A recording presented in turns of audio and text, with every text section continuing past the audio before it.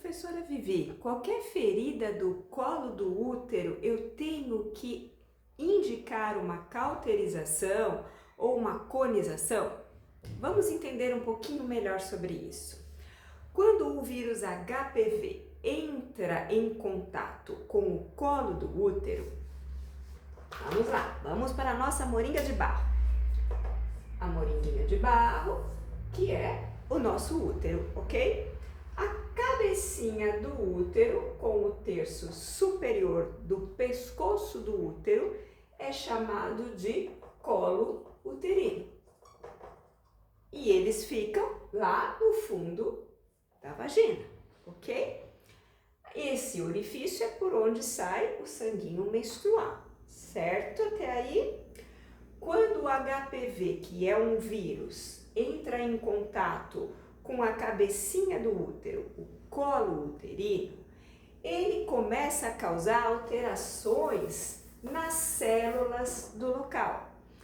E as células, que são ali o citoplasma e um núcleo bonitinho, começam a sofrer um processo de halogenização. Fica um citoplasma pequeno, um núcleo muito grande, rico em cromatina, em divisão celular muito intensa. Às vezes esse núcleo se divide em mais núcleos, binucleado, trinucleado, né? E fica um citoplasma bem pequeno em relação ao conteúdo de cromatina. Quando as células são encontradas no microscópio do patologista, que vai olhar a lâmina do Papa Nicolau, ele fala, olha, tem HPV aqui, né? Porque é o HPV que causa essas alterações na célula. Então vai ser encaminhada para a colposcopia. Na colposcopia, ela vai ver a cabecinha do útero com uma lente de aumento e vai colocar corantes, que é o teste do ácido acético e o teste de Schiller, né? Que hoje em dia se chama captação de iodo. E se ela notar a presença de uma manchinha, a doutora vai lá e vai fazer uma biópsia. Essa biópsia para o meu patologista vai aparecer como um epitélio pluriestratificado cheio de células. Então aqui eu tenho a pele do colo uterino, certo? E essas células bonitinhas, com citoplasma grande e um núcleo pequenininho, podem ter acometimento pelo vírus HPV. Então, elas vão começar a ter muito núcleo, muita cromatina e pouco citoplasma. E aí o patologista vai falar, tem HPV aqui. Se as células nesse núcleo, nessa pluriestratificação, tiverem só um terço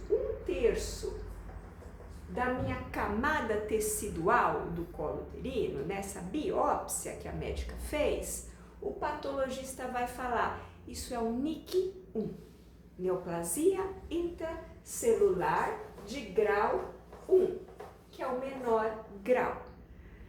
Se eu tenho 2/3 do meu epitélio acometido por estas células, o meu patologista vai falar que é o NIC2.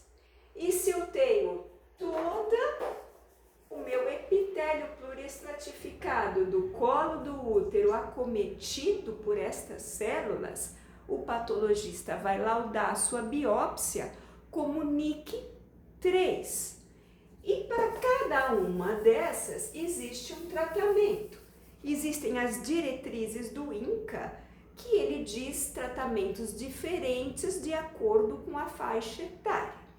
Mas para a gente resumir aqui para o nosso vídeo, se vocês quiserem mais detalhes, entre em contato pelo Zap da professora Vivi, que a gente fala melhor sobre o assunto.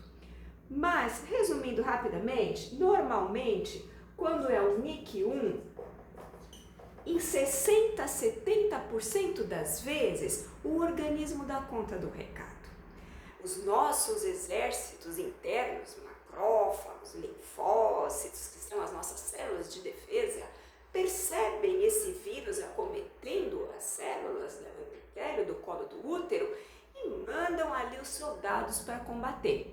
e combate. 60 a 70% das vezes nós temos um clearance natural, a limpeza dessas células, principalmente nas meninas abaixo de 25 anos. Agora, se não se trata mais de um NIC1, nós já temos 2/3 do epitélio acometido, é um NIC2, aí é uma lesão moderada, né? O NIC2, a gente tem procedimentos, normalmente o CAF, que a gente pode falar melhor sobre ele numa outra aula, para não ficar muito longo, ok? Mas no CAF eu vou com uma alcinha diatérmica, que passa corrente elétrica, e vou remover a feridinha com uma margem de segurança para ter certeza que eu retirei a feridinha inteira, tá? Isso no caso do NIC2. O NIC3 é também chamado de um carcinoma in situ. O que quer dizer isso, doutora Vivi? Vamos lá, rapidinho a doutora Vivi te explica. Vamos, fica aí, não desiste não, é rápido. Aqui eu tenho o epitélio do meu colo do útero, certo? Tá vendo essa linha aqui embaixo? Essa linha é a membrana basal. Ela fala assim, o que tá aqui para baixo, já é microinvasão, já é um câncer. Por quê? Porque aqui eu tenho vasos sanguíneos, vasos linfáticos, o tecido estromal.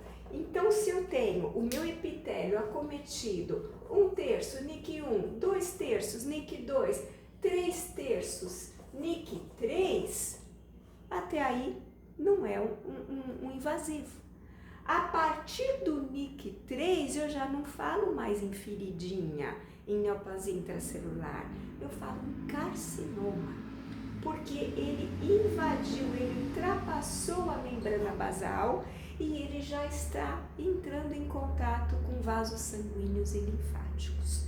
Aí a história muda, gente. Aí você vai fazer ou só uma traquelectomia, vai retirar o colo do útero, ou uma conização, ou até mesmo, dependendo da paridade, se você já tem o número de filhos que queria ter, pode até ter que tirar o útero. Mas aí é uma outra história, uma outra conversa. Eu queria que você entendesse que a feridinha é um NIC, é a neoplasia intracelular, e que ela tem 3 níveis, NIC1, NIC2 e NIC3. E para cada nível eu tenho um tipo de tratamento. E quando eu falo neoplasia, apesar do nome, neoplasia intracelular, ela é um pré-câncer, ela não é um câncer. O câncer é quando ela é mais que o NIC3, quando ela já é um carcinoma microinvasor, quando ela já passou a membrana basal do meu epitélio e está entrando em contato com vasos sanguíneos e linfáticos. Ok? Um beijo da professora Vivi. Quiser mais detalhes sobre o assunto, me manda um zap zap.